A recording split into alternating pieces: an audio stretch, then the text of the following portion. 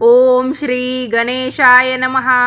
वक्रतुंड महाकाय सूर्यकोटी समप्रभ निर्विघ्नं कुरु मे देव सर्वकार्येषु सर्वदा। गणपती बाप्पा मोरया, मंगलमूर्ती मोरया। नमस्कार मंडळी, दिल्लीकर मराठी या यूट्यूब वाहिनीवर सर्व गणेश भक्तांचं खूप खूप स्वागत। या व्हिडिओमध्ये मी तुम्हाला अंगारकी चतुर्थीची कहाणी सांगणार आहे, तेव्हा हा व्हिडिओ संपूर्ण पहा आणि कमेंट्समध्ये गणपती बाप्पा मोरया अवश्य लिहा। चला तर मग कथेला सुरुवात करते। ऐकावी गणेश भक्तांनो अंगारकी चतुर्थीची कहाणी। अवंती नगरीमध्ये क्षिप्रा नदीच्या तीरावर भारद्वाज मुनी राहत होते।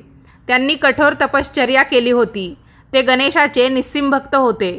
आश्रमात येणाऱ्या मुलांना ते गणेशाची आराधना करायला शिकवत असत, पण त्यांना स्वतःचं असं मूलबाळ नव्हतं। एके दिवशी भारद्वाज ऋषी नदीमध्ये स्नान करून काठावर ध्यान करीत बसले। त्यावेळी नारदांची स्वारी तिथे आली। नारदांनी त्यांना ध्यानातून बाहेर काढले आणि म्हणाले, हे बघा, गणेशदेव तुम्हाला प्रसन्न झालेले आहे।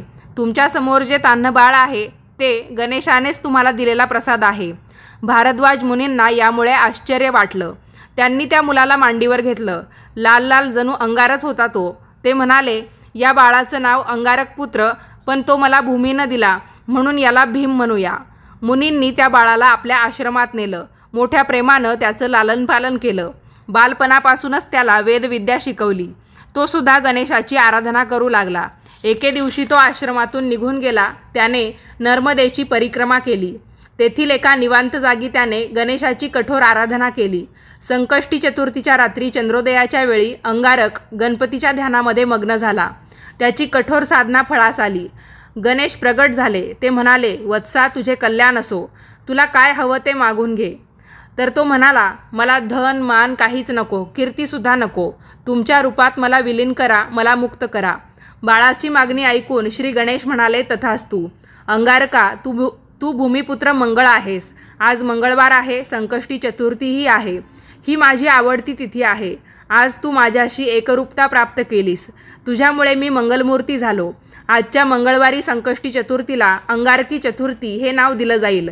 अशा या अंगारकी चतुर्थीचं व्रत करणाऱ्यांना 21 संकष्टी चतुर्थी केल्याचं पुण्य लाभतं।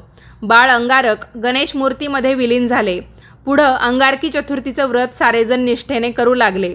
त्यांना गणेश देवता प्रसन्न होऊ लागली। ही 60 उत्तरांची कहाणी 5 उत्तरी सुफळ संपूर्ण। मंडळी, या व्हिडिओमध्ये मी तुम्हाला अंगारकी चतुर्थीची कहाणी सांगितली।